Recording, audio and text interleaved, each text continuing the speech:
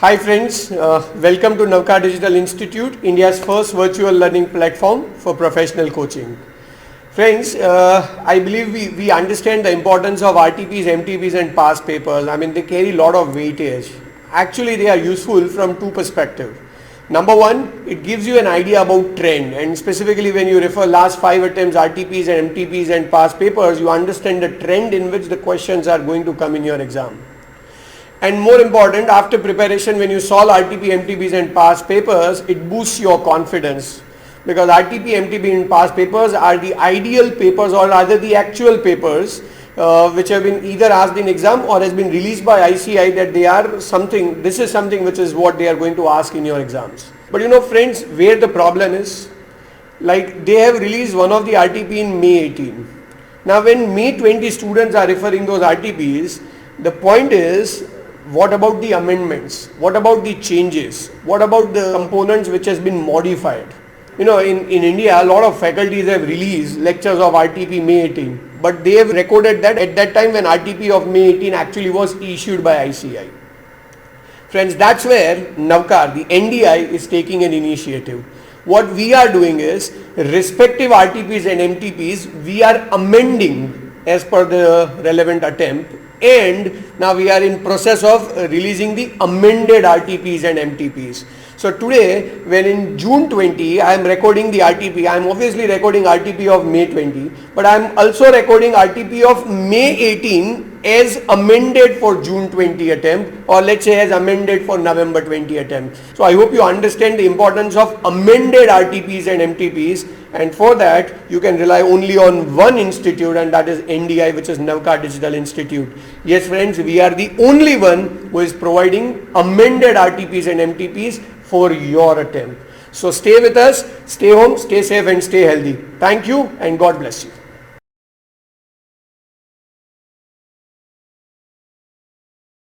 Hello my dear friends. So friends, we are done with already 2-3 mock test papers, but we have got 2-3 more mock test papers to talk. Even those we'll discuss and complete them, and after that we can spend some good time on even past exam papers also. Already we completed RTPs, MTPs also 2-3 papers are done. We have 2-3 more papers to do, that also will complete. Then we'll spend some good time on past exam papers also. Clear my dear friends? Come on, let's start. Without any delay, let's proceed. We are talking about mock test paper of series March 2018. Mock test paper of what? March 2018. And once I say mock test paper of March 2018, definitely this was applicable for May 18 and November 18 exam. And as I clearly told you, there are some good number of chapters. There are some good number of chapters in custom syllabus which have been removed from syllabus. Earlier, there were chapters like warehousing, settlement commission, advanced ruling, like that. So many chapters were there. So many chapters were there in relation to customs, but they all have been excluded from syllabus and made our life more simple and comfortable. If not, there were close to some about 13-14 chapters in entire customs syllabus, and straight away they removed some 6-7 chapters from syllabus. Clear friends? So they made our life more simple and easy. So when it's more simple and easy, it's our utmost duty to make sure that we get exemption. Of course, right from day one, you have been seeing Shivateja. Right from day one, I have been telling exemption, exemption, exemption. But I really mean that word called exemption. And at any cost, I want that exemption to come. No doubt about it. Clear? Come on. And since this is mock test paper of March 2018, you will not find multiple choice questions in this. That's very clear. Come on. Let's look at that. First one. First question, my dear friends, come on, please look at that. V Supply Private Limited is a registered manufacturer of auto parts in Kolkata, West Bengal. Very good. Company has a manufacturing facility registered under Factories Act in Kolkata. Fantastic. It procures its inputs indigenously. Indigenously means locally from both registered and unregistered suppliers located within as well as outside West Bengal. That's what they clearly told, indigenously, and also import some raw material from China. China, it seems, exactly. So they are procuring some things locally, I mean domestically in Indian market, and they're also importing some raw material. See now, and I'm sure we all know that whenever you do imports, you are required to pay some tax called BCD plus IGST. And always an important element to be known is that when we do imports, we pay something called BCD plus IGST, and the IGST component can be taken as input tax credit. We cannot take input tax credit for BCD component, but we can definitely take credit for IGST component. Clear, friends? See below. Company reports following details for the month of November. Raw material figure is given, consumables are given, transportation charges for bringing raw material to factory, salary paid to employees on rolls, and we all know that in case of salaries, no GST would apply. Why no GST would apply, my dear friends? Because of section 72A. Read with what, my dear friends? Schedule 3, sir. Section 72A read with Schedule 3 talks about transactions which are neither regarded as supply of goods nor regarded as supply of services. Come on, my dear friends. Schedule 3 talks about transactions which are neither regarded as supply of goods nor regarded as supply of services. In that, the first fundamental point talks about services given by employee to employer. Services given by employee to employer in the course of employment. Come on, friends, what is that language? Services given by employee to employer in the course of employment.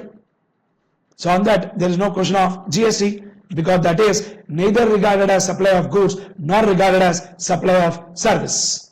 Then, premium paid on life insurance policies taken for specified employees. Very good. So let me tell you one interesting point always, that whenever we talk about life insurance and health insurance, on that whatever GST we pay, we can't take it as credit, because it is a block credit as per provisions of section 17 subsection 5. However, if insurance policy is being taken because of the obligation of the government, because of obligation of what, my dear friends? Government. Because of obligation of the government, then credit is allowed. But what is that? Let's see. Then audit fees obviously will take credit, telephone expenses will take credit, bank charges will take credit, for everything if it's related to your business and related to your taxable supplies. Next slide.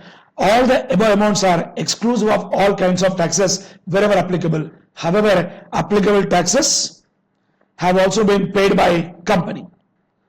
Further, come on, see below. 1 second. Further, the following additional details are furnished by the company in respect of payments and receipts. Where is the receipt, sir? If you see, you also have got sales of 15 lakhs. Correct, right? Come on, then see below. Raw material amounting to, how much is the raw material, by the way? Raw material total is 3.5 lakhs. And they are given some details for the 3.5 lakhs. 0.80 lakhs is procured from Bihar. Procured from where, sir? Bihar, that means what? Interstate. And 1.5 lakhs is procured from China. And 0.15 lakhs is BCD. Education says 0.0045. And IGST 0.29781. And we can definitely take credit for 0.29781. Correct, my dear friends? Then, remaining raw materials is procured from suppliers located in West Bengal. That means we call it as intrastate supply. The difference is that if it is intrastate, we will pay CGST and SGST. If it is intrastate, we will pay something called IGST. Then, out of such raw material worth 0.3 lakhs is procured from unregistered supplier, and remaining raw material is procured from registered supplier. Further, raw material worth 0.05 lakhs procured from registered supplier in West Bengal has been destroyed. Whatever problem it is, if it is destroyed, my dear friends, then that becomes a, if it is destroyed, then it becomes block credit. under section 17.5 clause H, because in 17.5 clause H we have got one point which talks about something interesting, my dear friends, which says very clearly that in case where goods are lost, stolen or destroyed or disposed of or written off by way of gift or free samples, the input tax credit is not allowed, my dear friends. Sir, I repeat one more time, input tax credit is not allowed in case where goods are lost, destroyed or disposed of or written off by way of gift or free samples. Then, consumables are procured from registered suppliers located in Kolkata and include diesel worth 0.25 lakhs for running generator in the factory. If it is diesel, there is no question of GST on that, because we all know that GST is not applicable to alcoholic liquor for human consumption, and 5 petroleum products have been temporarily kept outside GST. What are the 5 petroleum products? Petroleum crude, high-speed diesel, motor spirit, natural gas and aviation turbine fuel. These 5 petroleum products have been temporarily kept outside GST. Clear with that? Then, transportation charges comprises of 0.60 lakhs paid to GTA in Kolkata. So for that, whatever we paid to GTA, that will pay tax under RCM, because in general, whatever we pay to GTA, it's always covered under RCM, unless GTA opts to pay tax at the rate of 12%. If GTA opts to pay tax at the rate of 12%, then RCM will not apply. But if GTA does not opt to pay tax at 12%, then RCM will apply, wherein receiver is liable to pay tax under RCM at the rate of 2.5% plus 2.5%. Then, 0.10 lakhs has been paid to horse pull carts. On this, no GST. Exempt. Because, my dear friends, service by way of transportation of goods by road. I repeat one more time, service by way of transportation of goods by road is exempt, except in case where service is given by GTA. One more time I repeat, sir, services by way of transportation of goods by road is always exempt, except when service is given by GTA. GTA stands for Goods Transport Agency. Sir, clear with this point? Very good. Next point, come on. Life insurance policies for specified employees have been taken by the company to fulfill a statutory obligation. If it is statutory obligation, then definitely credit is allowed. Government has notified such insurance policies under 17.5 clause B. Very good.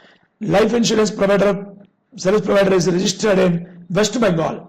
We are also in West Bengal. He is also in West Bengal. So what will come is CGST and SGST. Audit fees is paid to Goyal and Co. firm of chartered accountants registered in West Bengal for the statutory audit of the preceding financial year. Very good. Then, telephone expenses pertain to bills for landline phone installed at the factory and mobile phones given to employees for what use? Official use. Then definitely credit is allowed. Friends, once it is official use, then definitely credit is allowed. It doesn't matter whether it is mobile phone or landline phone. Next, telecom service provider registered in West Bengal. So what will come is CGST and SGST. Then, bank charges are towards company's current account maintained with private sector bank registered in West Bengal. Then that is also called intrastate supplies. Then, breakup of sales is as under: West Bengal 7 lakhs, other than West Bengal 3 lakhs, export under bond 5 lakhs. If it is bond, on this no GST, because it is a zero rated supply. Zero rated supply under bond or LUT. If there is a zero rated supply under bond or LUT, my dear friends, I repeat one more time, if there is a zero rated supply under bond or LUT, then we do not pay any output tax. If it is a zero rated supply under bond or LUT, then we do not pay any output tax, but definitely input tax credit is allowed. We do not pay output tax, but input tax credit is allowed, my dear friends. Getting clarity, guys? Very good, come on. Next line. Balance of input tax credit. Balance of input tax credit with the company as on 1/11. This is a opening input tax credit. Compute eligible ITC and net GST payable for the month of November, wherein the rates of GST are 9%, 9%, 18%. Necessary conditions for availing ITC have been complied with by V Supplied Private Limited wherever applicable. And I'm sure we all know the fundamental concept, my dear friends. The fundamental concept, what you have to know very clearly is that input IGST is to be first used for output IGST. Second,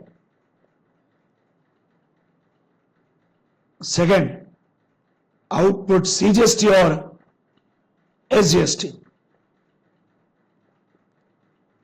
In any order or any manner. Come on, my dear friends, very interesting language actually, come on. Input IGST, I repeat one more time, what is the language, my dear friends?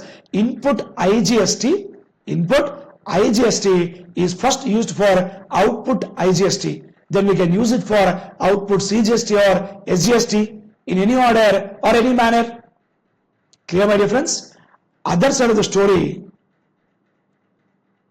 input CGST, first we'll use it for output CGST, then we'll use it for output IGST, but we can't use CGST for SGST. Similarly, input SGST, first we'll use it for output SGST, second we'll use it for output IGST, but we can't use CGST for SGST, SGST for CGST. This concept we all know, my dear friends. Clear, sir? Wonderful. Come on.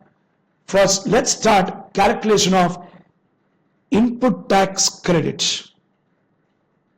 We will take columns of particulars, CGST, SGST, and one more last column for IGST also. Clear, my dear friends? Come on, let's start from beginning. What is the opening input tax credit, my dear friends? Come on, we have got some opening input tax credit also. Speak out. Yes, come on. By the way, what is that? 15,000, 8,000, 10,000. Clear? Yes. Opening input tax credit 15,000, 8,000, 10,000. CGST, SGST and IGST. Then first one, raw material from Bihar. How much we have taken? 0.80 lakhs. 0.80 lakhs means it comes to 80,000. And since it is Bihar, IGST will apply, which comes to 14,400. Clear, my dear friends? Come on.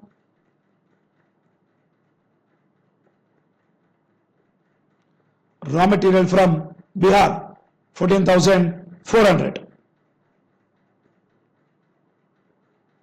Then raw material from China. In case of China, my dear friends, very clearly the point is that we can't take credit of BCD, but we can definitely take credit of IGST part. It is 0.2987781. If it is 0.29781 means 29,781. 29,781. Then raw material purchased from unregistered supplier 0.30 lakhs. On this, no GST, so no input tax credit. Then raw material destroyed, that is clearly block credit, that also we can't take. Remaining raw material, what is that remaining raw material, my dear friends? That is important. By the way, what is the total? Total is 3.5 lakhs. Out of 3.5, 0.80 is gone, 1.5 is gone, 0.30 is gone, out of 3.5, 0.80 is gone, 1.5 is gone, and 0.30 is gone, 0.05 also is gone. 3.5 minus 0.80 minus 1.5 minus, wait a second, 3.5 minus 0.80 minus 1.5 minus, how much left? 0.05 minus 0.05. It comes to 1.15, and the 1.15 is local purchases. On this 1.15, I will charge GST at the rate of 9%, CGST 9%, SGST. Clear, my dear friends? So let me check the calculation once again. What is the story, my dear friends? Total raw material is 3.5. Out of 3.5, 0.80 is gone, 1.5 also gone, 0.30 also gone, 0.05 also gone. Correct? Come on. 3.5 minus 0.80 minus 1.5 minus 0.30, 3.5 minus 0.80 minus 1.5,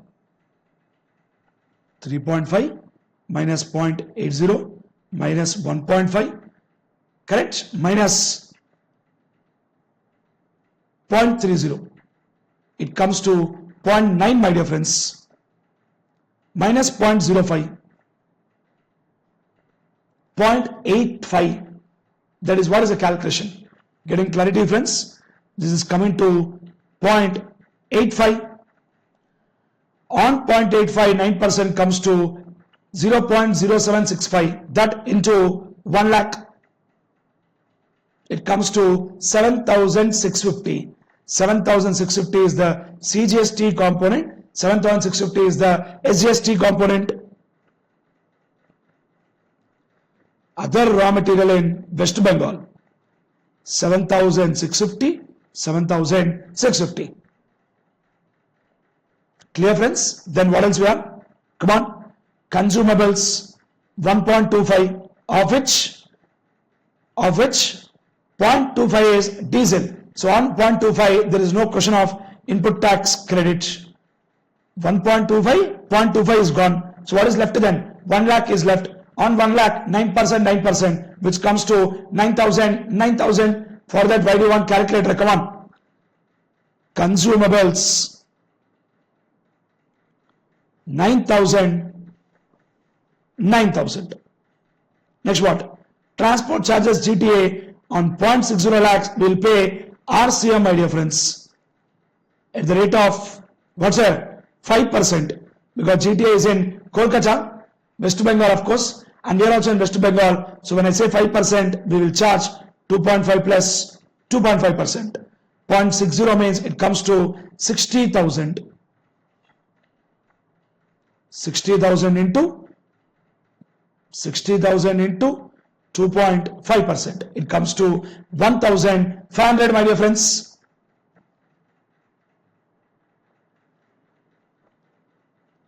I'll separately highlight this.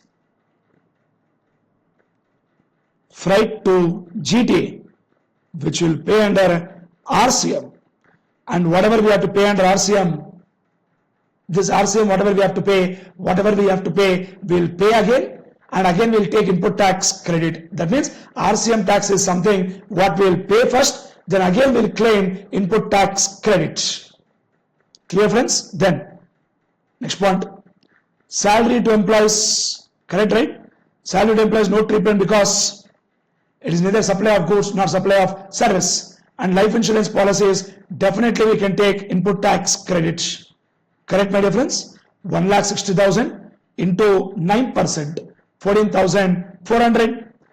Life insurance policy is generally block credits, but credit is allowed when it is as a part of a statutory obligation. And in question they told it is a statutory obligation. Life insurance 14,400, 14,400. Then audit fees 0.50. Is it local only? Yes, local only. Audit fees, telephone, bank charges, all three are local only. Audit fees 0.50, 50,000. 50,000 into what percent? 9%. 50,000, 9% comes to 4,500. Correct or not? Exactly, come on. Audit fees 4,500, 4,500. Then after audit fees, what we have is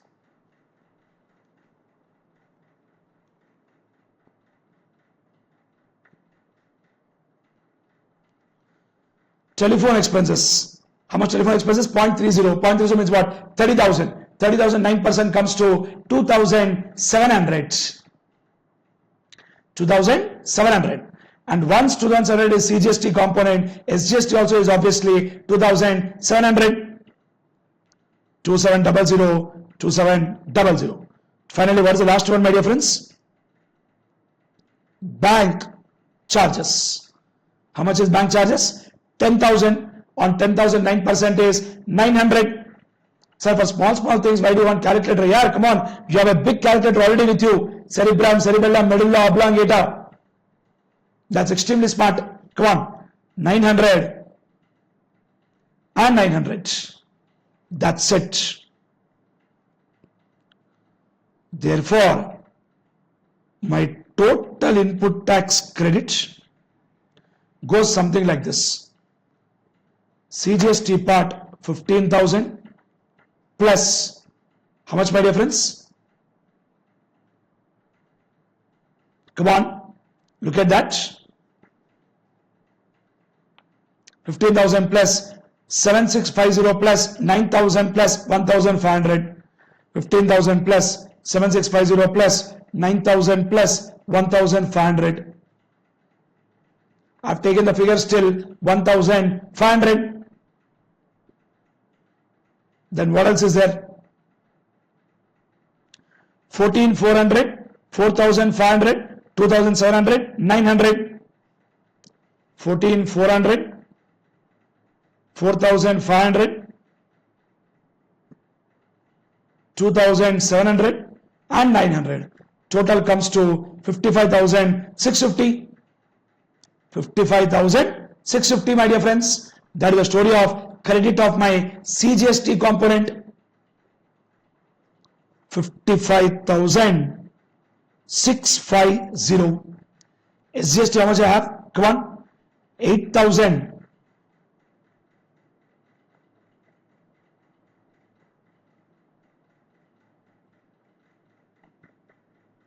This figure, if I change, matter is over, because rest all things are same. It comes to 48,650. Come on, my dear friends. Already the numbers were there. So why to enter again? I just used it. That's all. Got it right? 48,650. 48,650. 48,650 is my SGST part. And IGST part definitely have to calculate. 10,000, 14,400, 29871. 10,000, 14,400, 29871. This comes to how much, my dear friends? Come on, 54,000.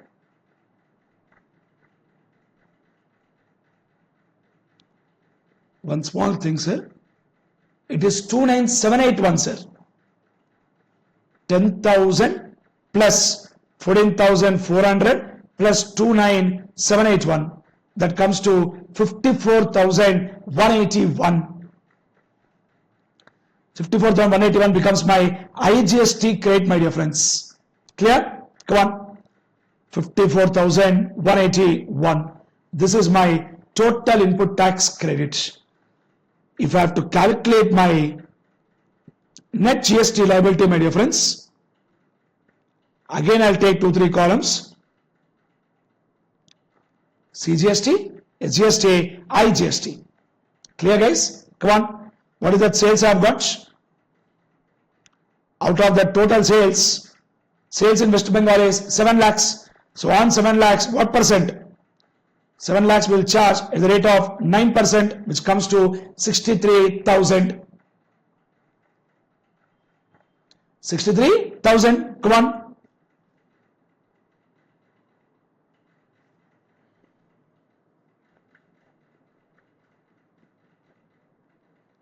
Intrastate, 63,000, 63,000. Interstate, how much, my friends, interstate? Interstate, the figure is 3 lakhs. 3 lakh, 9% is obviously 27,000. Of course, 3 lakhs, right, we'll take 18% directly. 18% is 54,000, because that is IGST part. 54,000. Then export under bond, no tax at all. And of course, my dear friends, we can't afford to forget something else also. What that something else is? GTA RCM, 1,500, 1,500. This was also there. Then total 64,500, 64,500 and 54,000.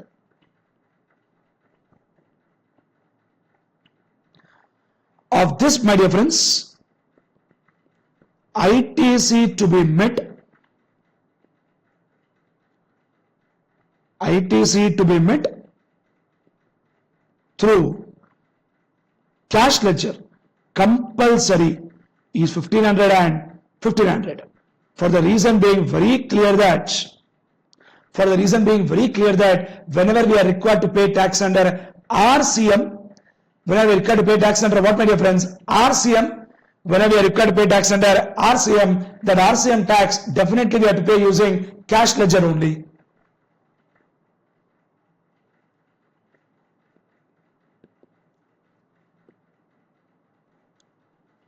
Next.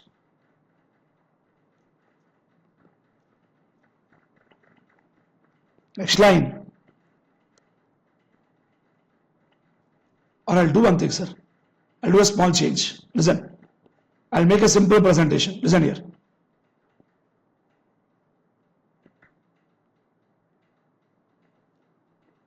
Come on, listen here. Simple manner, my dear friends.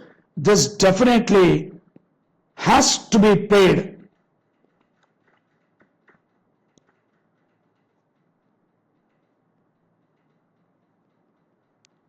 This has to be paid using cash ledger only.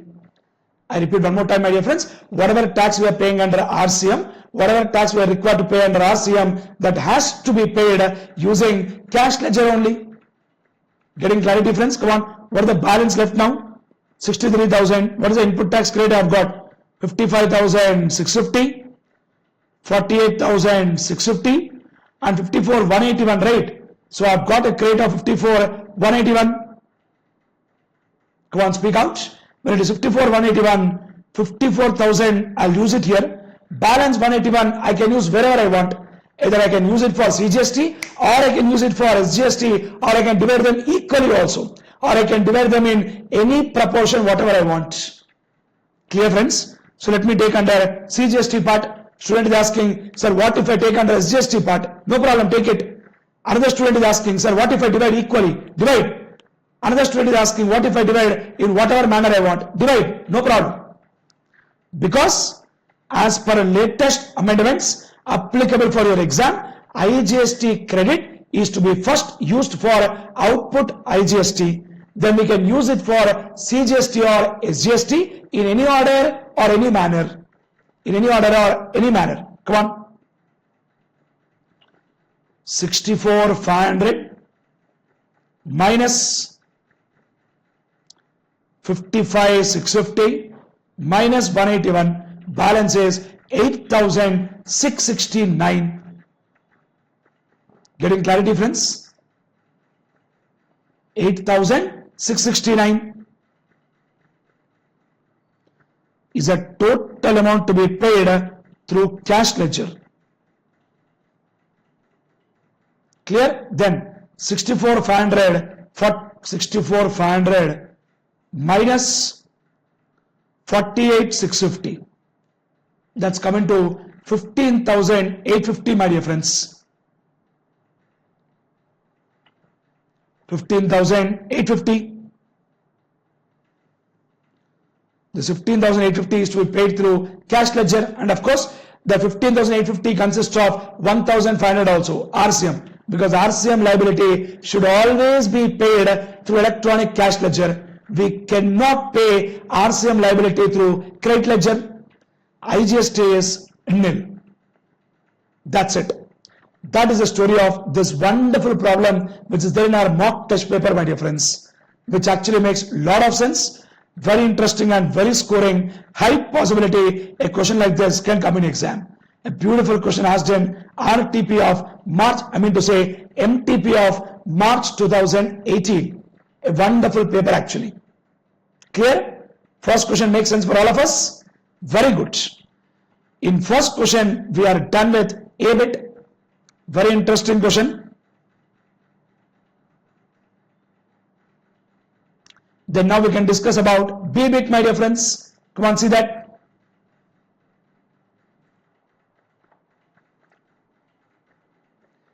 Agarwal Carriers is a GTA engaged in transportation of goods by road. So GTA is somebody who is a goods transport agency who is engaged in transportation of goods by road, and we issue a note called consignment note. Clear, friends? See now. As per the general business practice, Agarwal Carriers also provides intermediary and ancillary services like loading, unloading, packing, unpacking, transshipment and temporary warehousing in relation to transportation of goods by road. That is something very common what they do. Then, with reference to GST law, analyze whether such services are treated as a part of GTA service being a composite supply or as separate supply. Very, very interesting question actually. So let me tell you answer for this wonderful question, guys. So first of all, to answer this question, a student should have a clarity of thought on a brilliant section called section 230. As per section 230, composite supply means two or more taxable supplies. Two or more taxable supplies are naturally bundled. Come on, my dear friends, two or more taxable supplies are what, my dear friends? Naturally bundled, and one of which two or more taxable supplies are naturally bundled and supplied in conjunction with each other. When I say supplied in conjunction with each other, the meaning of that language is that they are supplied together. They are not independently supplied. They are supplied how, my dear friends? Come on. Composite supply means two or more taxable supplies. Two or more taxable supplies are naturally bundled. Two or more taxable supplies are naturally bundled and supplied in conjunction with each other, and one of which is a principal supplies, my dear friends. One of which is what supply, sir? Principal supply. Now let me tell you very clearly, as per section 290, principal supply is that supply which is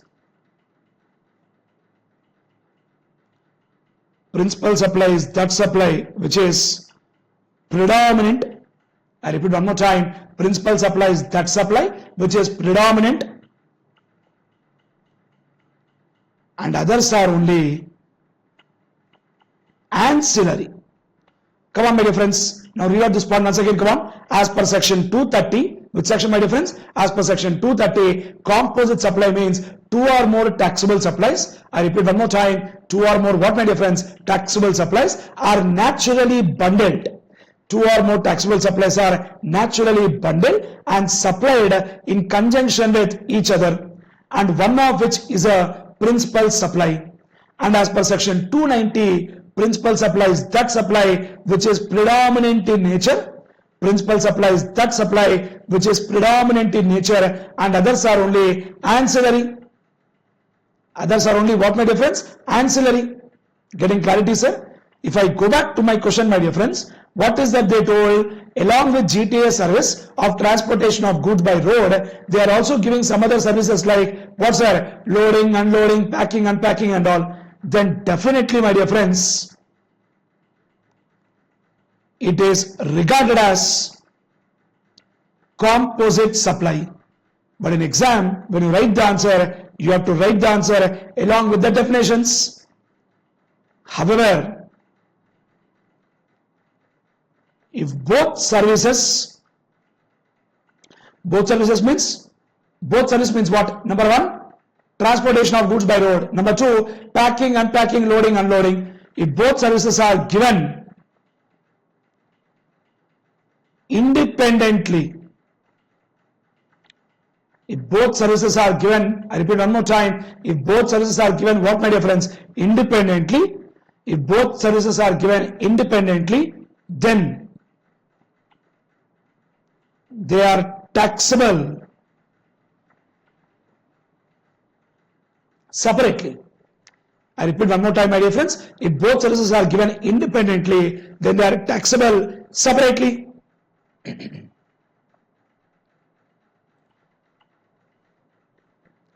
Clear with this point, my dear friends? Friends, what I am trying to tell you very clearly is that in general it is called as composite supply because the principal supply is clearly transportation of goods by road and others are ancillary. However, one interesting point is that if the services are given independently, then they are definitely taxable separately, my dear friends. Getting clarity, friends? An interesting, wonderful question. That is the end of story for this B bit, my dear friends. Are we clear with this point, my dear friends? Come on, reply. Very good, come on. C bit, come on. 15,000 chalices, some goods were imported for charitable distribution by XY Charitable Trust. Very good. What has happened? Trust did not pay either for the cost of the goods or for the design and development charges, which was borne by supplier.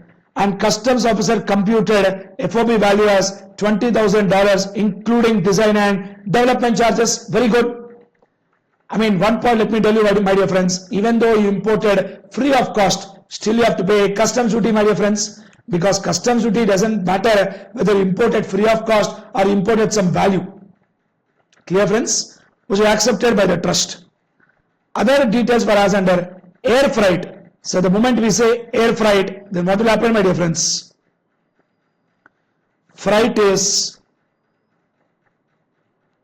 restricted to 20% of FOB. We know that, right? Exactly. Design development charges paid in USA $2,500, but I again not add this because already it is added, because they told in the top $20,000 is including design and development charges. Then commission payable to agent in India, this will definitely include. So one point keep in mind, any commission or brokerage will be included, my dear friends, except something called buying commission. Except something called what, my dear friends? Buying commission. Clear, guys? Come on. Exchange rate notified by CBEC and rate of BCD. Come on, CBEC has now become CBIC. That is Central Board of Indirect Taxes and Customs. Date of bill of entry is given, BCD rate is given, exchange rate is given. Arrival of aircraft is given, BCD is given, exchange rate is given. And we all know one point very clearly is that for exchange rate, we will always see on the date of filing bill of entry. That is, we will see the rate as 60. But when it comes to rate of duty, we will see the date of filing bill of entry or date of arrival, whichever is later. If you look at here, whichever is later, 30th September is later. So I'll take the BCD as 10%. Interbank rate 63, that is irrelevant for us. Interbank rate 63 is irrelevant because what we'll always take is CBSE rate only, not the bank rate or RBI rate. IGST rate 12%. Education cess, secondary education cess. This was a story earlier, but now we will not apply education cess, secondary education cess. Instead of that, we will apply something called SWS at the rate of 10%. SWS stands for Social Welfare Surcharge. Let's solve as per latest amended provisions. Question is old question, but we will solve as per latest provisions. Compute the total amount of customs duty and integrated tax payable on importation of chalices. Make suitable assumptions where required. Come on. What do we start with, my dear friends?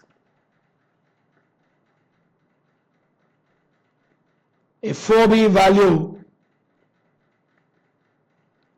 as per customs officer. What is that value, my dear friends? $20,000. And is already including design and development charges. So we will not add that again. Clear, friends? So FOB value as per customs officer in Indian rupees, $20,000 multiplied by what, my dear friends? 60 rupees.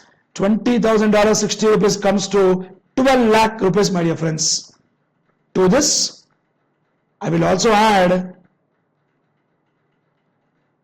commission to local agent. I already told any commission we'll add except something called buying commission. This is normal commission only, so definitely we'll add 12,500.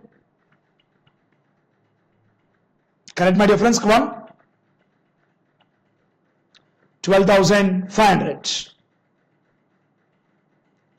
So when I add this 12,500, the figure what I get is called FOB as per customs, my dear friends.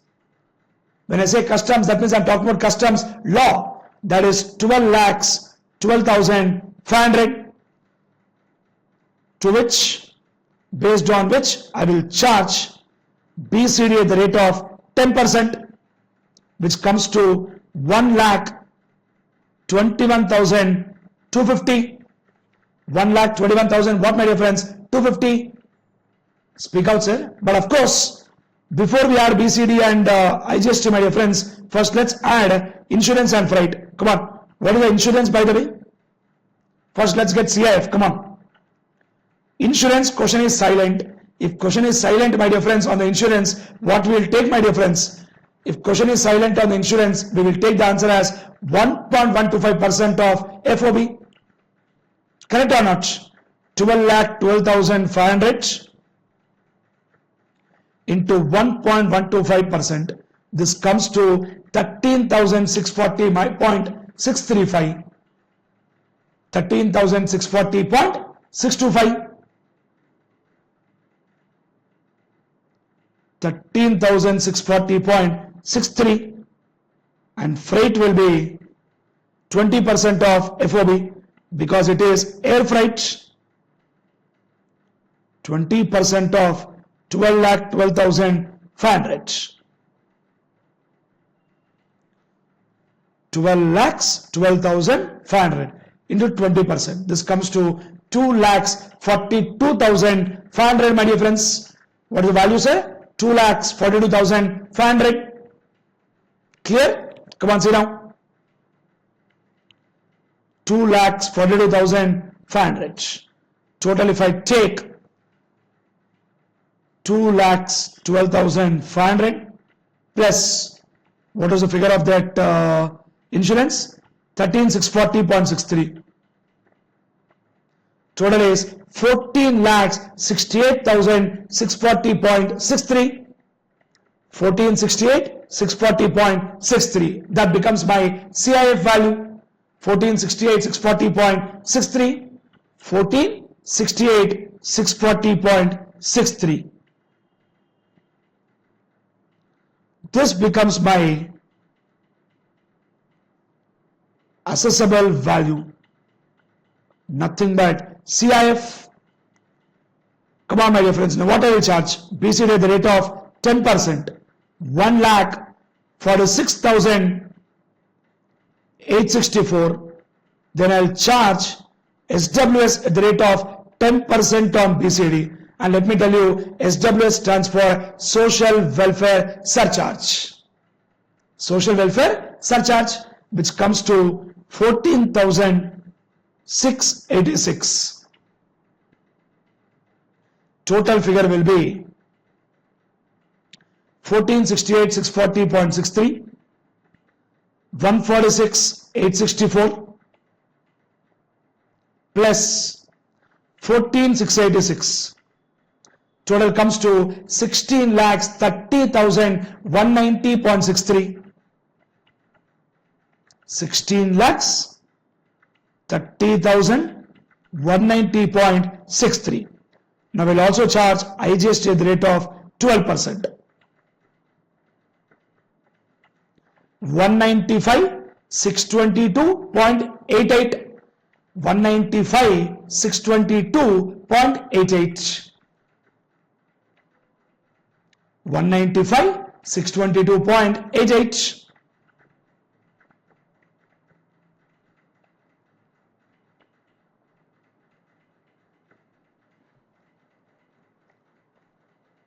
Therefore,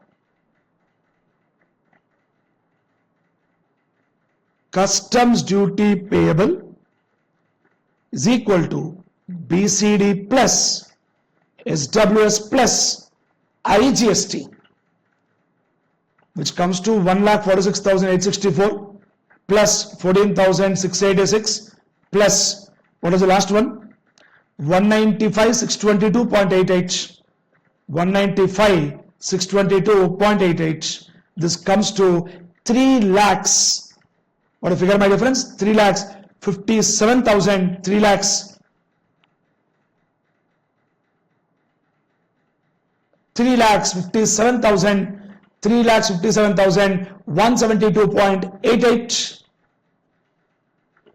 3,57,172.88, which is rounded off to 3,57,173.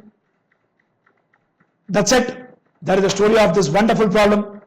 I hope we got full clarity, friends. So something which is very possible to do, something which is very much gettable in the exam. Clear, friends? Very scoring and very wonderful. Clear? Done. Done, my dear friends. Moving forward. Next question, come on. Question number 2, my dear friends. See that? Alok Private Limited. What's the name, my dear friends? Alok Private Limited, a registered manufacturer, sent steel cabinets worth 50 lakhs under delivery challan to Prem Tools, a registered job worker. Please observe that word, a registered job worker, my dear friends. That's an interesting language. On 28th January, scope of job work included mounting the steel cabinets on a metal frame and sending the mounted panels back to Alok. Very good. Frame is to be supplied by Prem Tools only. Prem Tools has agreed for a consideration of 5 lakhs for entire mounting activity, including supply of metal frame. Very good. On that, they have to pay GST. During the course of mounting activity, metal waste is generated, which is sold by Prem Tools. And generally, one point keep in mind, whenever any waste or scrap is generated during the course of job work, and if they are sold, if the job worker is a registered person, then job worker is liable to pay GST. In this case, job worker is a registered person. So on that waste and scrap, job worker will be liable to pay GST. Next line. Prem Tools sent the steel cabinets mounted on metal frame to what, my dear friends? Alok Private Limited on 3rd December. Very good. So sweet of them. Clear, my dear friends? See next line. Assuming GST rate on metal frame as 28%, for metal waste as 12%, standard rate for services is 18%. You are required to compute GST liability of Prem Tools. Also give reasons for inclusion or exclusion of value of cabinets in the job charges for the purpose of payment of GST. Sir, one point which I can tell you very clearly is that, listen my dear friends,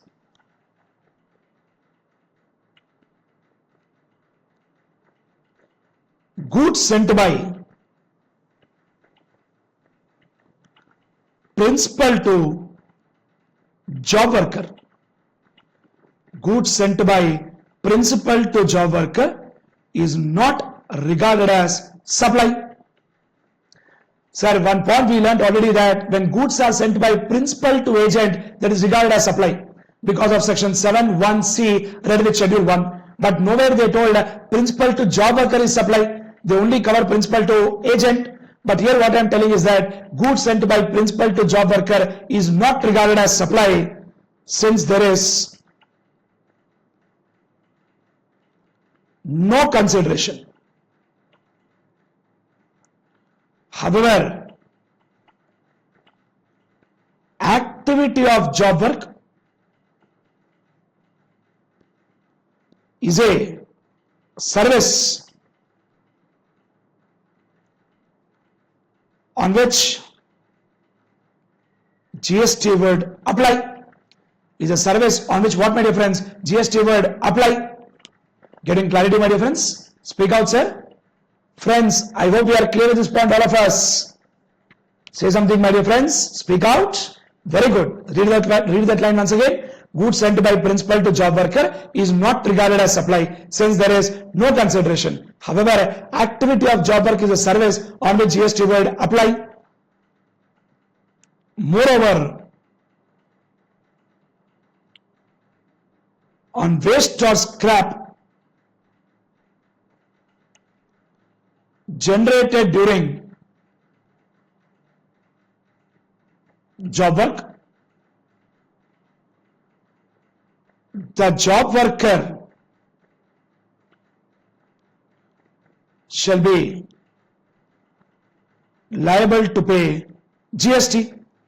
Come on, my dear friends, see that line once. Moreover, one more time I repeat, sir. Moreover, on waste or scrap generated during job worker should be liable to pay GST, since job worker is registered person. If job worker would have been unregistered person, then principal would have been liable, my dear friends. So friends, what is the story now? What is the job work charges, my dear friends? Job work charges was 5 lakh rupees. So automatically on that GST will be 18%, which comes to 90,000. Moreover, other side, waste or scrap, how much waste has come? We sold the waste and scrap for 45,000, and on that 45,000 we will charge GST at the rate of 12%. Metal frame, no GST, because it is not a supply. And moreover, just to clarify one more important point, whenever goods are sent by principal to job worker, in case of inputs, they should come back within 1 year. And in case of capital goods, they should come back within 3 years. One more time I repeat, sir. In case of inputs, they should come back within 1 year. And in case of capital goods, they should come back within 3 years, my dear friends. Are we getting clarity on this point, my dear friends? Very good, come on. See now, what is the waste value, my dear friends? 45,000. GST at the rate of 12%. 45,000, 12%, which comes to 5,400. 5,400.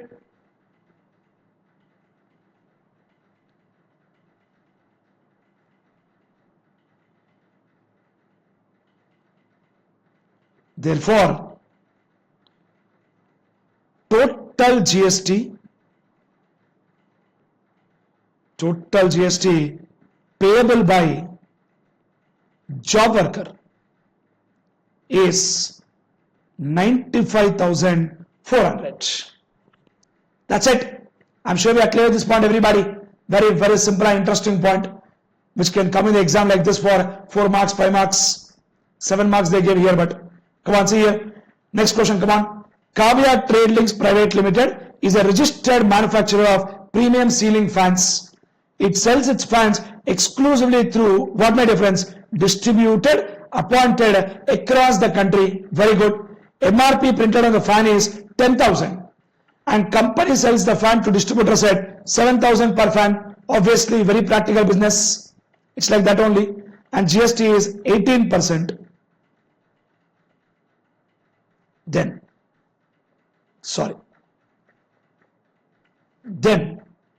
stock is dispatched. Come on, my friends, see that line? Stock is dispatched to the distributors on quarterly basis. Stock for a quarter is being dispatched in the second week of the month preceding the relevant quarter. However, additional stock is dispatched at any point of the time in the year if the company receives requisition to the effect from any of the distributors. Clear, friends? And company charges 1,000 per fan from distributors towards packing expenses. So 7,000 they are taking normally, extra 1,000 also they are taking. That also will add to value of supply always. Next, company has a policy to offer 10% discount per fan on fans supplied to the distributors for a quarter if the distributor sells 500 fans in the preceding quarter. Then discount is offered on the price at which fans are sold to the distributor. Very good. What price they are sold? 7,000 they are sold. 10% means 700. Company appoints Prakash Sales as distributor on 1st April and dispatches 750 fans on 8th April. Prakash Sales places an order for 1,000 fans with the company for quarter July to September. The order is dispatched by the company on 10th June and the same is received by distributor on 18th June. Distributor makes the payment of the fans on 26th June and avails input tax credit. Wonderful. Distributor reports the sales of 700 fans. That means what? More than 500 for the quarter April to June and 850 fans for the quarter July to September. So for July to September he wants discount, my dear friends. Clear, friends? Come on. In the examine the scenario with reference to section 15 and compute taxable value of fans supplied by Kavya to Prakash during the quarter July to September.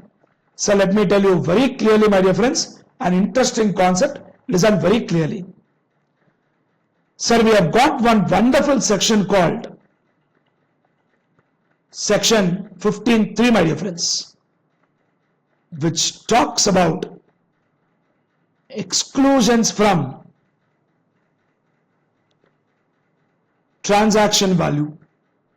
Exclusions from what value, my dear friends? Transaction value. In this, what we have got is two things, my dear friends. 15.3a and 15.3b. And we are more concerned now about 15.3b. What is that? Listen, 15.3a talks about discount recorded in the invoice. Come on, my dear friends. 15.3a talks about discount recorded in the invoice. 15.3b talks about discount given after supply. So generally we give discount during supply or at the time of supply or before supply. But we are talking about a special point called 15.3b, which is actually talking about discount given after supply. Technically we call it as secondary discounts. Discount given after supply based on agreement existing at the time of supply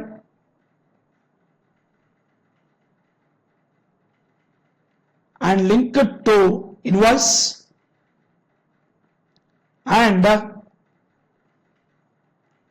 proportionate credit.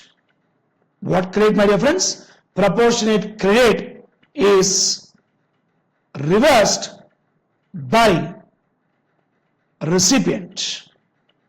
Come on, my dear friends, very, very interesting language. Kindly please concentrate, my dear friends. We are talking about a wonderful section called section 15.3, which deals with exclusions from transaction value, in which we have got 2 points, my dear friends. And for our question, 15.3b is most relevant. What is 15.3a, by the way? 15.3a talks about discount recorded in the invoice. That's not a point of concern for our question, my dear friends. But for our question, 15.3b is extremely important. What is it talking about, my dear friends? discount is given when, my dear friends? After supply is made. Discount is given after supply is made based on agreement existing. Agreement what, my dear friends? Existing at the time of supply and link it to the invoice, and proportionate credit is reversed by recipient. Obviously recipient should reverse the credit. Clear, my dear friends? Come on, see now. Going back to the question, what is happening here, sir? Company has got policy to offer a discount of 10% on fans supplied to the distributor for a quarter. If the distributor sells, how much, my dear friends? Distributor sells 500 fans in the preceding quarter. If he sells 500 fans in the preceding quarter, he'll get that discount. Clear, my dear friends? If you observe, when we talk about Prakash sales, my dear friends, what they have done for April to June quarter, they have sold 700 fans. Come on, friends, I repeat one more time. For April to June quarter, they have sold 700 fans. So automatically what will happen? For July to September quarter, they will get what, my dear friends? Discount on this 850 fans. And what is the discount they'll get, my dear friends? Discount will be 10%. And we are assuming that, I repeat one more time, my dear friends, we are assuming that input tax credit is reversed by the recipient. Because originally when he is sending, he will send it 7,000 rupees, of course, plus 1,000 per fan. At 8,000 he is sending. On 8,000 already GST is charged, and already our hero, who is our hero? Prakash sales already availed input tax credit. Now credit related to the extent of the discount should be reversed, my dear friends. That's very important. Clear, sir? Come on, my dear friends. So therefore, what will be my answer, my dear friends? Therefore, my value of supply will be 7,000 plus 1,000 minus 700, which is my discount, which comes to 7,300, my dear friends. 7,300. And how many fans we have sent? Into 1,000 fans, which comes to how much, my dear friends? 73 lakhs. That becomes my value of supply. I hope we got full clarity on this point, my dear friends. Come on, speak out. Does this point make sense for everybody, sir? An interesting, wonderful point actually. And I really want you to write this particular table, my dear friends. Very important. And we solve that question on the assumption that Prakash sales has reversed input tax credit related to the discount. Come on, take a piece of paper, or if you have any book in your front of you, please take this quick table. It will be very useful when you subsequently revise, my dear friends. Extremely important and wonderful concept actually. Come on, please write down.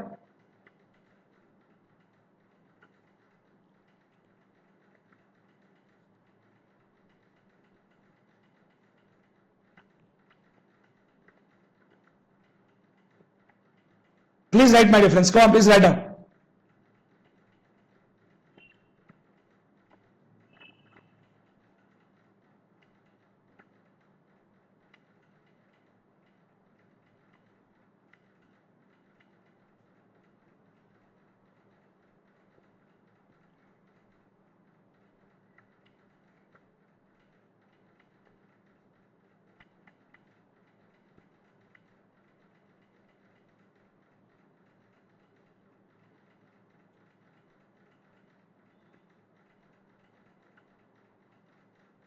Come on, friends, can I proceed?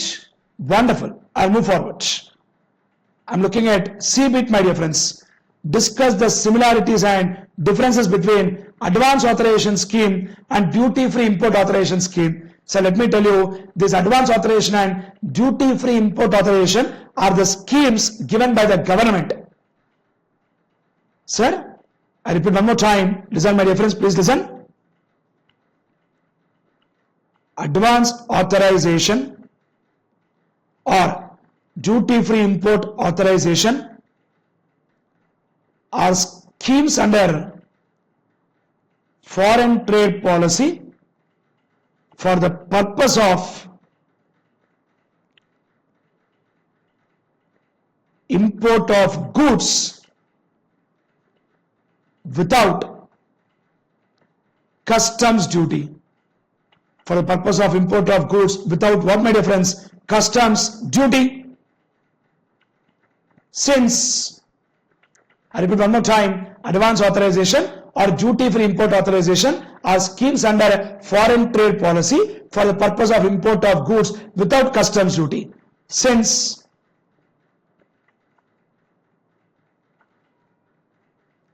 such goods are used in relation to export.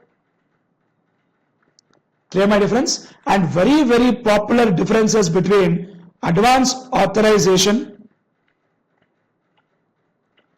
Come on, my dear friends. Very popular differences between advance authorization and duty-free import authorization are something like this. Number one, advance authorization is not transferable. Whereas when we talk about duty-free import authorization, it is transferable. This is transferable after export obligation is fulfilled, my dear friends. After export obligation is what, sir? Fulfilled. Clear, my dear friends? And here value addition required is 15%, whereas in duty-free import authorization, value addition required is 20%. When I say value addition, my dear friends, if import value is 1 lakh, export value should be 1,20,000. That means at least 20% more. That is what is the meaning of value addition. Clear, my dear friends? Speak out. Then, advance authorization is available to gems and jewelry sector, whereas DFIA is not available to gems and jewelry sector. That means for diamonds, for jewelry sector, we can't take duty-free import authorization. But we can still take advance authorization. Getting clarity, friends? Very, very interesting and wonderful question. High possibility it can come in exam. Very important. Clear?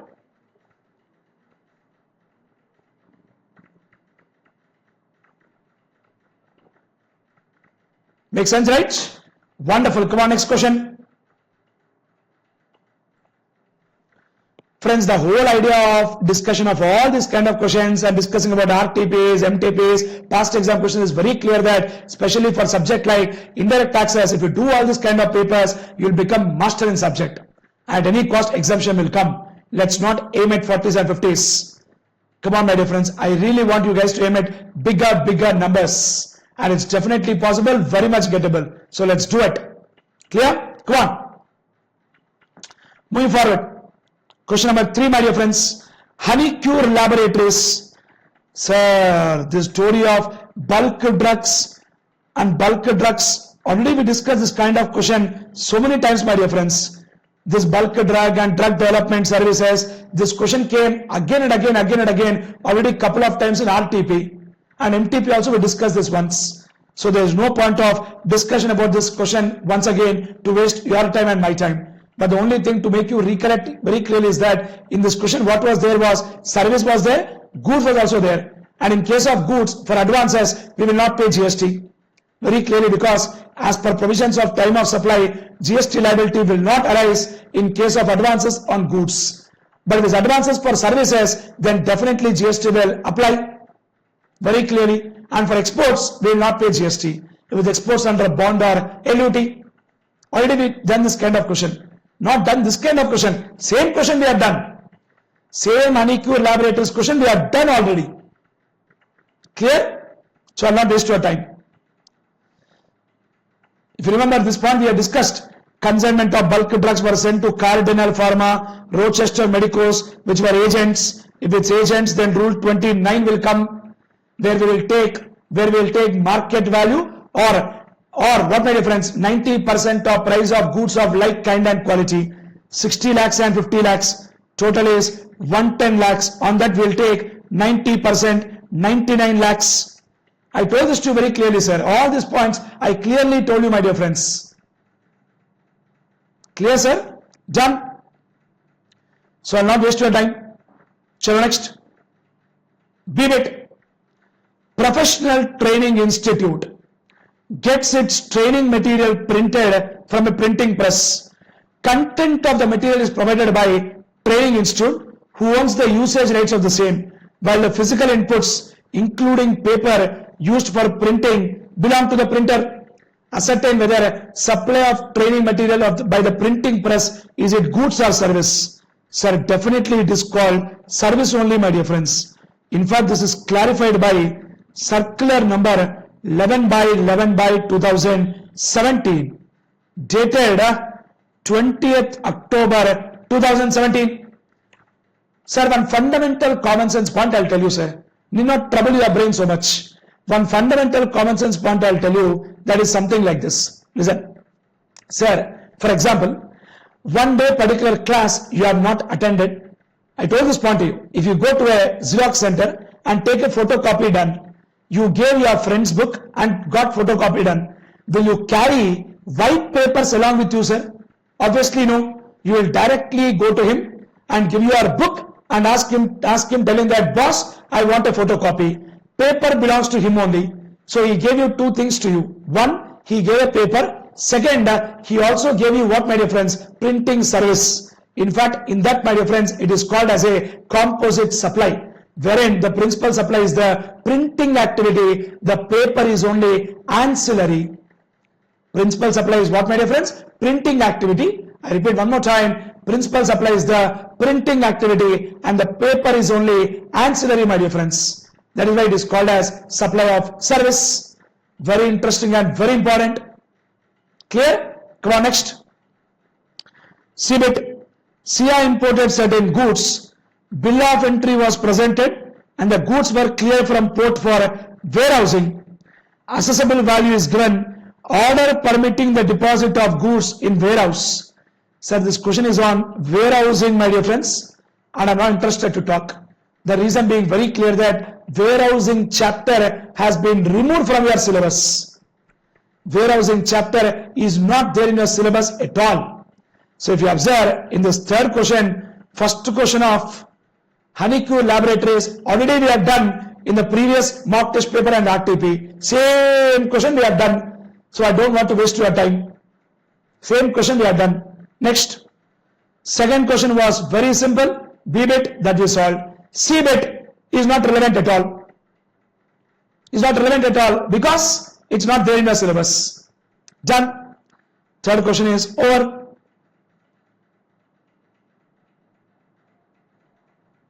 Come on, my dear friends, let's move forward to discussion about fourth question now. Come on, my dear friends, let's look at question number 4, sir.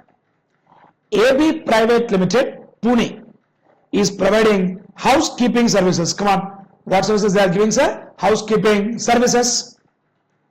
Company supplies its services exclusively through an e-commerce website owned and managed by Hi-Tech India Private Limited, Pune. Turnover of AB Private Limited in the current financial year is 18 lakhs. Very good. Advice, AB Private Limited as to whether they are required to obtain GST registration. Wow. Then, will your advice be any different if AB Private Limited sells ready-made garments exclusively through e-commerce website owned and managed by Hi-Tech India Private Limited? Very, very interesting question actually. So let me tell you, my dear friends.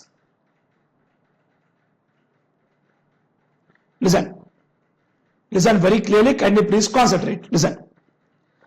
We have got one wonderful section called section 9.5, my dear friends. 9.5 says, in case of, come on, listen please, listen, come on. In case of certain notified services,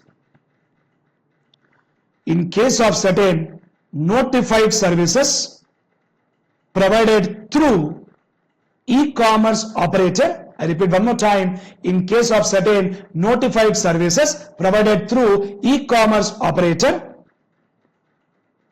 e-commerce operator is liable to pay GST.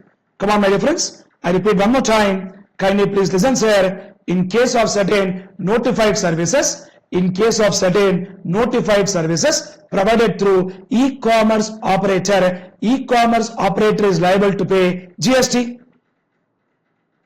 E-commerce operator is liable to pay GST. Now, what are that notified are? Number one. Listen, please, important. Number one, service of transportation of passenger by way of radio taxi,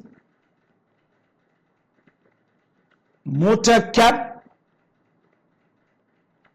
maxi cab, and motorcycle.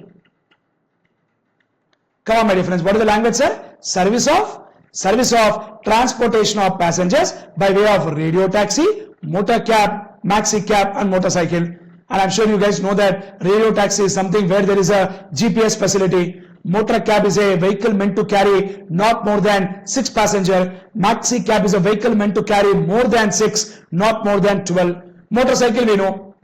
Two-wheeler. Exactly. Second, service of hotel accommodation. Come on, friends. First point was referring to Ola and Uber. Service of hotel accommodation. Hotel accommodation, what is that? Apps we have got. Trivago, Make My Trip, Go Ibibo. So many are there. Services of hotel accommodation.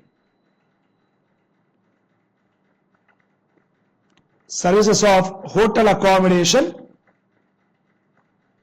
Except when hotel is, I repeat one more time, my dear friends, services of what, sir? Services of hotel accommodation. Services of hotel accommodation except when hotel is liable to be registered. That means if hotel is liable to be registered, hotel is liable to pay GST. If hotel is not liable to be registered, then e-commerce operator is liable to pay GST. Finally, third point and the last point. Service of housekeeping, my dear friends.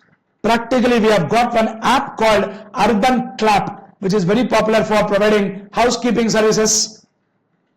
Service of housekeeping, except when person providing service, except when person providing service is liable to be, I repeat one more time, except when person providing service is liable to be registered. Very, very interesting and wonderful point. Service of what, sir? Housekeeping, except when person providing service is liable to be registered. Now here, in this particular case, my dear friends, if you observe very clearly, ABC Private Limited is providing what service? Housekeeping service through e-commerce operator. And what is the turnover of e-commerce turnover of AB Private Limited? 18 lakhs. That means they are not liable to be registered as per section 22, because per section 22 registration is mandatory only if aggregate turnover exceeds 20 lakhs. Here it's only 18 lakhs. So that means they are not liable to be registered under section 22. Now one point very clearly is that when they are providing housekeeping service through Hi-Tech India Private Limited, who is liable to pay GST is Hi-Tech India Private Limited. So there is no need to obtain registration for AB Private Limited. However, if AB Private Limited supplies garments through e-commerce operator, then registration is mandatory, because per section 24, I repeat one more time, as per section 24, if any person supplies goods through e-commerce operator, then registration is mandatory. If it is service, it is not mandatory. But if it is goods, then definitely it is mandatory.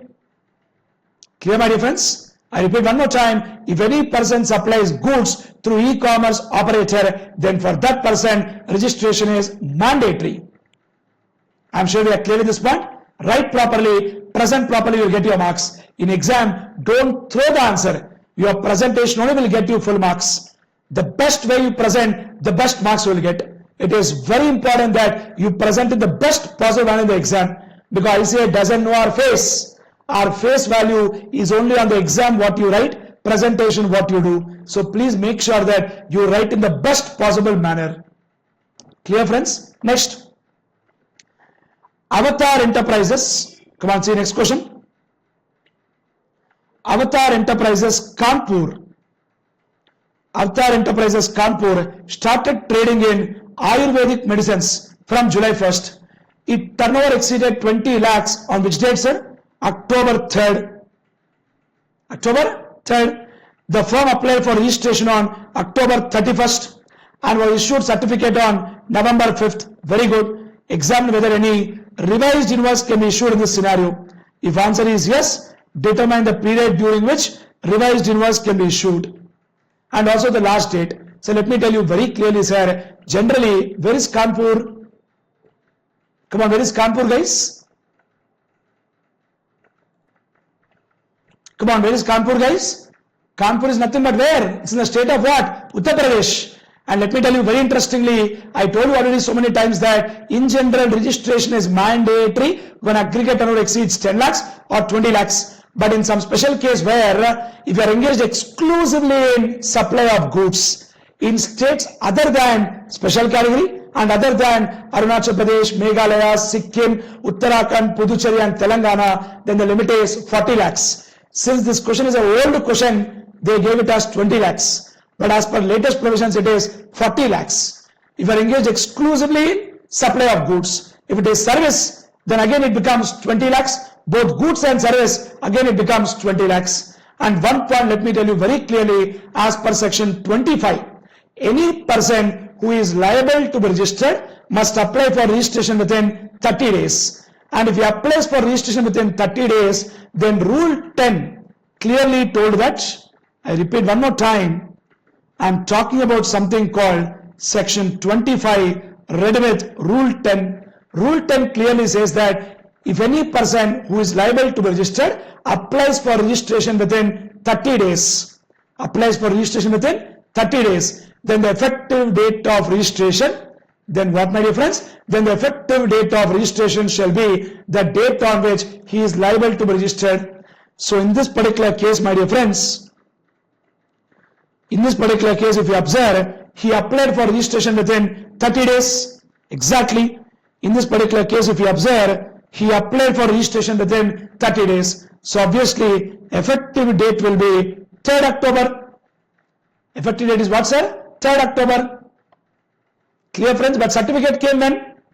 Certificate came when? 5th of November. And what law told very clearly is that section 31, which deals with the concept of revised invoice, they clearly told that for supplies made between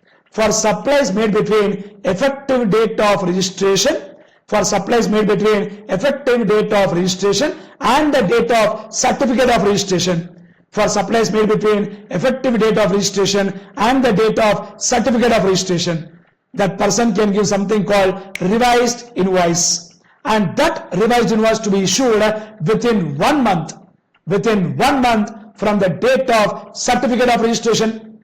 I repeat one more time, my dear friends, if any person who is liable to be registered, if he applies for registration within 30 days, then the effective date will be the date on which he is liable.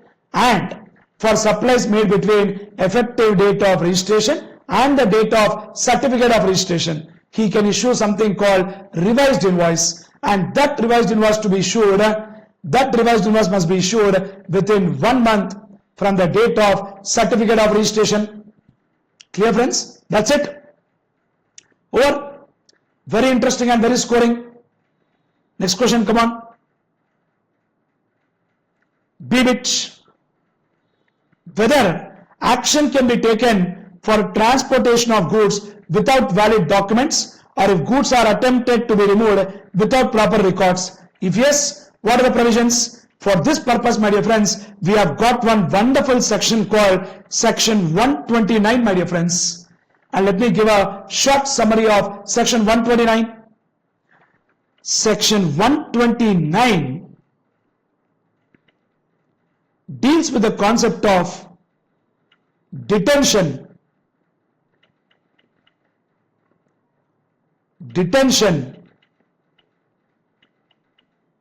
seizure and release of goods and conveyance in transit.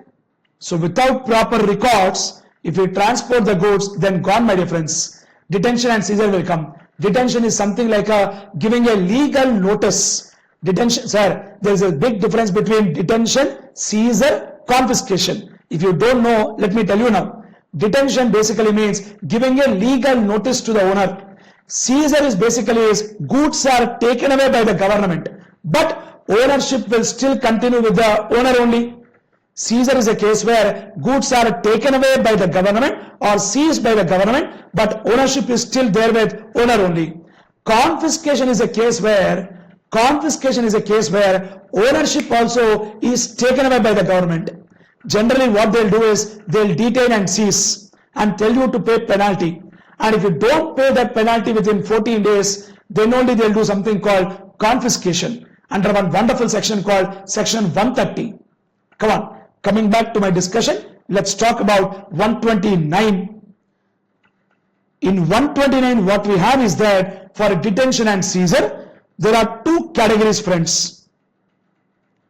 Owner comes forward.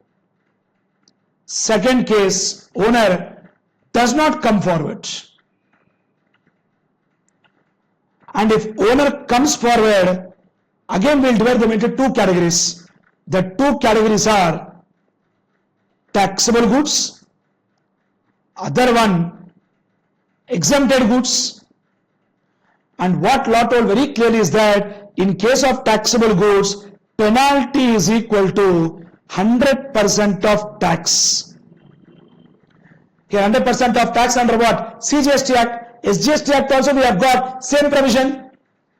And for exempted goods, it is 2% of value or 25,000, whichever is lower, my dear friends, not higher, whichever is lower, don't worry. If the owner doesn't come forward, that means he is not willing to come forward to pay the penalty, then what they told is penalty is different for taxable goods, penalty is different for exempted goods. Now, my dear friends, we are talking about a case where owner is not coming forward. And you think logically, if the owner is not coming forward, what will happen? Will the penalty go up or come down? Obviously, penalty will be high because he is not coming forward. So what they told is, for taxable goods, penalty will be 50% of value. Penalty is how much, my dear friends? 50% of value minus tax paid thereon. Come on, my dear friends, I repeat one more time. Penalty is basically 50% of value. Penalty is basically 50% of value minus tax paid thereon. And please understand one point very clearly, that 50% of value word is used under CGST Act. Similarly, in SGST Act also we have a word called 50% of value. So when it comes to IGST Act, we will pay 100% of value. Because in CGST Act they told 50% of value, SGST Act also they told 50% of value. So obviously if it is IGST Act, it becomes 100% of value. Getting clarity, friends? Very interesting and very important. Come on, friends. If owner comes forward, what is the answer? Taxable goods penalty is what? 100% of tax. Exempted goods 2% of value, 25,000, whichever is lower. And if owner does not come forward, for taxable goods penalty is 50% of value minus tax paid thereon. And for exempted goods it becomes penalty is, my dear friends, 5% of value. Penalty is how much, my dear friends? 5% of value or 25,000, whichever is lower. Please observe that if owner is coming forward, it is 2% of value or 25,000, whichever is lower. But if owner does not come forward, it becomes 5% of value or 25,000, whichever is lower. Very, very interesting concept. High possibility a question can come in exam. Are we clear with this point, my dear friends? So please take this table if you want, which gives a complete conceptual clarity on section 129, which is extremely wonderful and very, very important. Clear, friends? Can I proceed and move forward then? Done. Let me move forward. We are done with question number 3A as well as 3B. Now let's look at question number 3C, my dear friends. See that, come on. After visiting USA for a month, Mrs. and Mr. Subramaniam, an Indian resident aged 35 and 40 years, brought to India one laptop 60,000, and we all know that laptop is, what's sir? Not taxable. As per baggage rules, one laptop is exempt for any category of person. Used personal effects valued 1,20,000, that also is not taxable. That also is not taxable. Clear, friends? Because of rule 3 of baggage rules.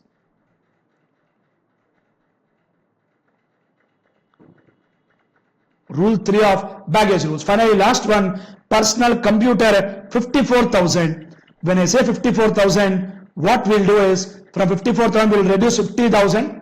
That is a benefit given by the law, and the balance figure is 4,000. This 4,000 is taxable at 38.5%. Don't get it out why we will tax it 38.5%. There is a reason why we tax it 38.5%.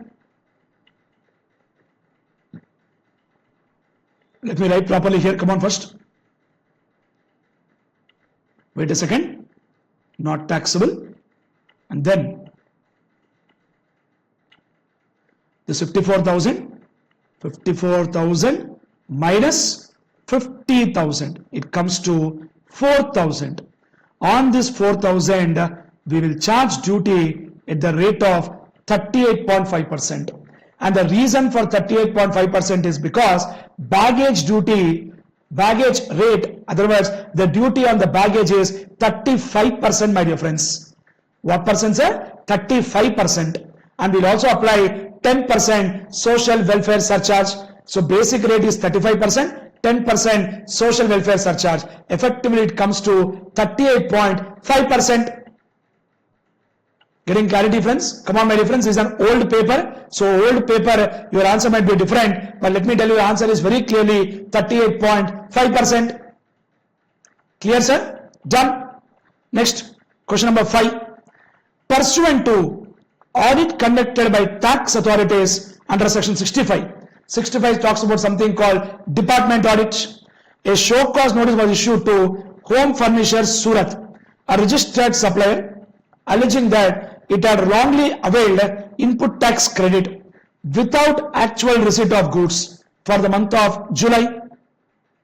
And in the absence of satisfactory reply from Home Furnishers, Joint Commission of Central Tax passed an adjudication order on 20th August, confirming tax demand as 50 lakhs and imposing penalty equal to amount of tax. Wow!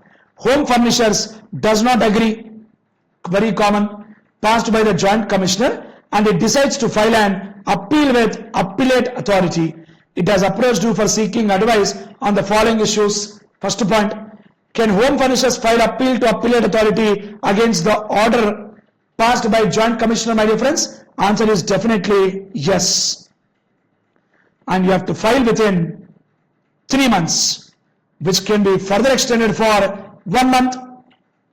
And this concept is given by a wonderful section called section 107, which clearly says that any person aggrieved by order of adjudicating authority can file appeal before Appellate Authority within 3 months, and the set period of 3 months may be further extended for another 1 month. Next, does Home Furnisher need to approach both central and state appellate authorities for exercising the right of appeal? Answer is no, my dear friends. Why you will go to both authorities? If the PO who passed the order is a central person, then we will go to central authorities. If the PO who passed the order is a state person, we will go to state authorities. There is no need to file separate appeal before central and state authorities. Clear, friends? Next line. Home furnishers is of the view that there is no requirement. I repeat one more time. Home furnishers is of the view that there is no requirement of paying pre-deposit. Nonsense. Pre-deposit has to be paid. And the pre-deposit always is 100% of admitted dues plus 10% of remaining tax in dispute. And an amendment has come up recently which is important. That is, this 10% is restricted to maximum 25 crores, my dear friends. How much maximum? 25 crores. So in this case, what is the pre-deposit, my dear friends? What is the value, by the way? Demand is, tax demand is 50 lakhs. So what is the pre-deposit you will pay? 5 lakhs. That's all. Because it is 10% of 50 lakhs. We will calculate 10% only on 50 lakhs, not on the penalty figure, my dear friends. Getting clarity, friends? Speak out. An interesting question. Come on, see second bit. Everest Technologies Private Limited has been issued a show cause notice on 31st Jan 2021 under section 73. 73 is what? Other than fraud, misstatement and suppression on account of short payment of tax during the period between 1/7/17 to 31st December 17. And Everest Technologies Private Limited contends that show cause notice issued to it is time barred.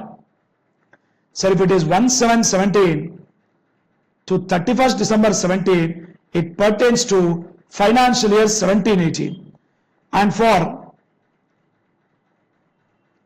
financial year 17-18, due date for annual return is 31st December 2018. Of course, practically it went on getting extended, but as such, as per law, it is 31st December 2018.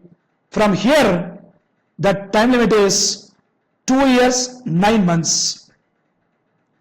Under section 73, I am talking, sir. Because in 74, it is 4 years, 6 months. In 73, it is 2 years, 9 months for issuing show cause notice. Sir, in 73, they always told for issuing notice, it is 2 years, 9 months. To pass order, it is 3 years. And in section 74, time limit for issuing notice is 4 years, 6 months. And to pass order, it is 5 years. Clear, friends? Therefore,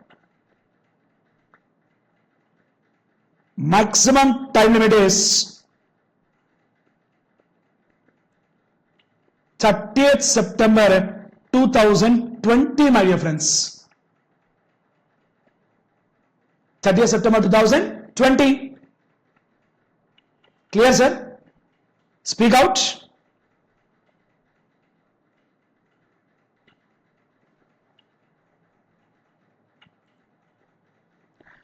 Wait a second, come on, wait a second.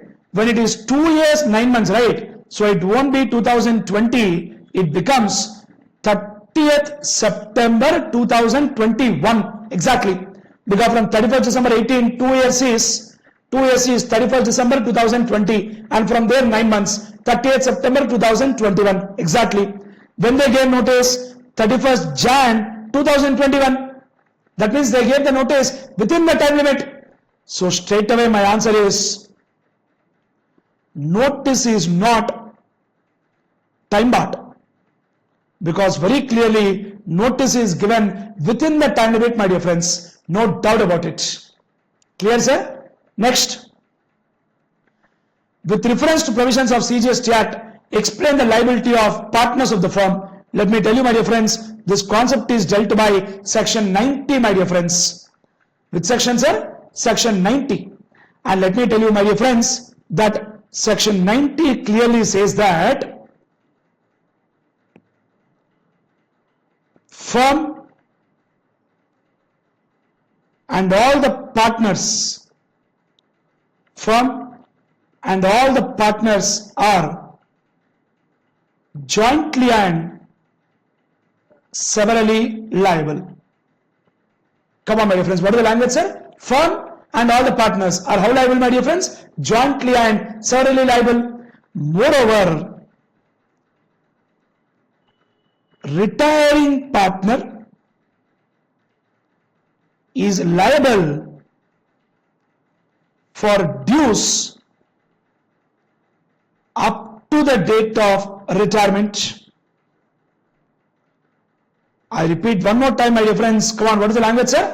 One more time I repeat. Retiring partner is liable. Retiring partner is liable for dues up to the date of retirement, provided he intimates the commissioner within 1 month from retirement. Come on, my dear friends. Retiring partner is liable. One more time I repeat. What is the language we wrote there, sir? Retiring partner is liable for dues up to the date of retirement, provided he intimates the commissioner within 1 month from retirement. Next line. If retiring partner intimates, I repeat one more time, what is the line I wrote, sir?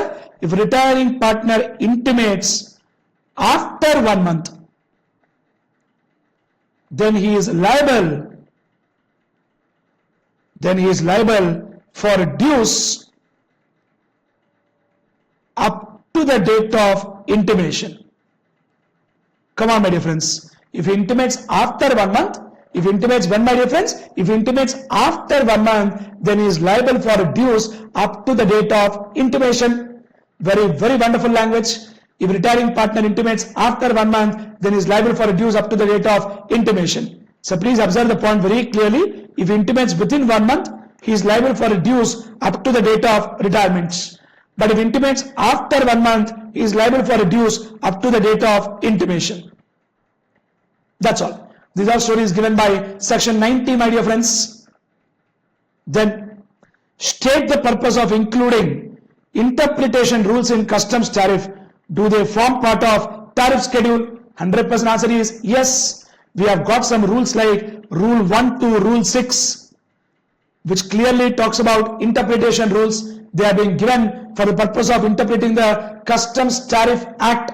They have given 6 rules for the purpose of interpretation of Customs Tariff Act, my dear friends. And let me tell you, my dear friends, let me tell you very clearly, my dear friends, in Customs Tariff Act only, they have given some things like, section headings, section notes, all that they have given.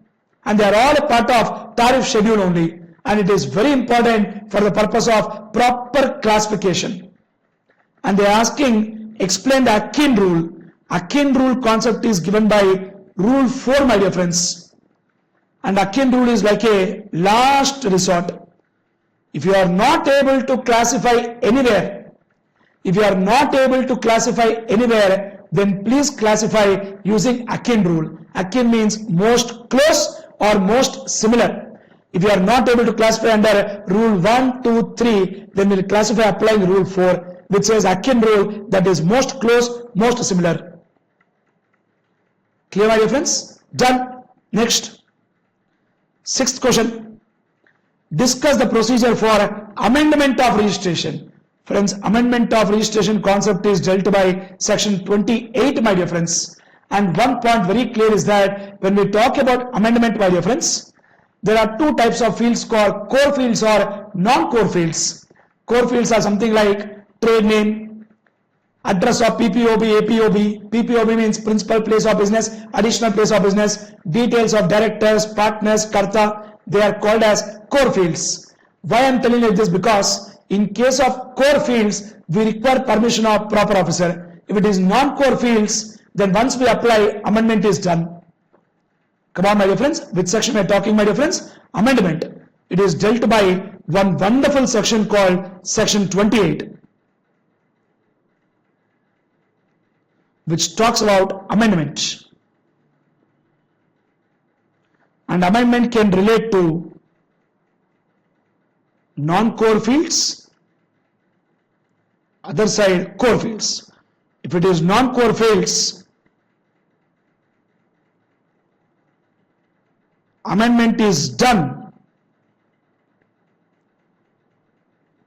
Amendment is done Once application is submitted, submit the application, amendment is over. And if it is core fields, first of all, application to be made within 15 days of change. Application to be made, what, my dear friends? Within 15 days of change. And for core fields, permission or approval of PO is required, which he gives within 15 days from receipt of application. 15 days from receipt of what, my dear friends? Application. An interesting point. Getting clarity, my dear friends? So speak out, sir. So if it is core fields, what is the story, my dear friends? We have required permission approval of proper officer. We require the permission or approval of proper officer, which he generally gives within 15 days from receipt of application. And one point you have to understand is that whenever there is a change in PAN, we cannot go for amendment. We should definitely go for cancellation. Classic example, if a partnership firm converts into a company, automatically what will happen? Then PAN will change. And once PAN will change, they can't go for amendment. They have to go for cancellation and fresh registration. Getting clarity, friends? Something interesting and important. Makes sense, right? Good. Next. Second question. With reference to 120 of CGST Act, list the cases in which appeal is not to be filed. Very interesting point, my dear friends. Let me tell you what is that. Anyways, I'll explain that to you. What is there? Sir, 120 clearly says board. When I say board, I'm referring to somebody called CBIC, Central Board of Indirect Taxes and Customs. Board has got power to fix monetary limits. Board has got power to fix what, my dear friends? Monetary limits for the purpose of filing of appeal by department officer. Board has got power to fix monetary limits for the purpose of filing of appeal by department officer. Come on, my dear friends. 120 says board has got power to fix monetary limits for the purpose of filing appeal by department officer. And this monetary limits will not apply for assessee. It will apply only for department. And just because department has not filed appeal because of monetary limit, it doesn't mean that department has accepted the issue. That means, for example, in my case, let's say, in my case, department could not file appeal because my figure involved is less than monetary limits. In your case, same issue is there and the figure is more than monetary limit. Department wants to file appeal. You can't tell, in Shivateja's case you accepted, in my case why you are filing appeal. You can't tell like that, because if department does not file appeal, if department does not file appeal because of monetary limits, if department does not file appeal because of monetary limits, it doesn't mean that department has accepted the issue. Department has what, my dear friends? Accepted the issue. Clear, friends? Very good. Next. Explain situation in which access to business premises is allowed under section 71. Come on, my dear friends, when they allow section 71, my dear friends, access to business premises, when they allow is obviously, my dear friends, during the course of inquiry, during the course of what, my dear friends? Inquiry or special audit or department audit. In these cases, they come for business premises and start checking. And also, what are the records to be produced, my dear friends? It is the duty of every person in charge of that place to produce all the records, whatever are available with him, my dear friends. Getting clarity, my dear friends? What records he will produce, my dear friends? Records maintained by that person, then trial balance, P&L account, balance sheet, obviously, then audit reports, under income tax, or cost audit report,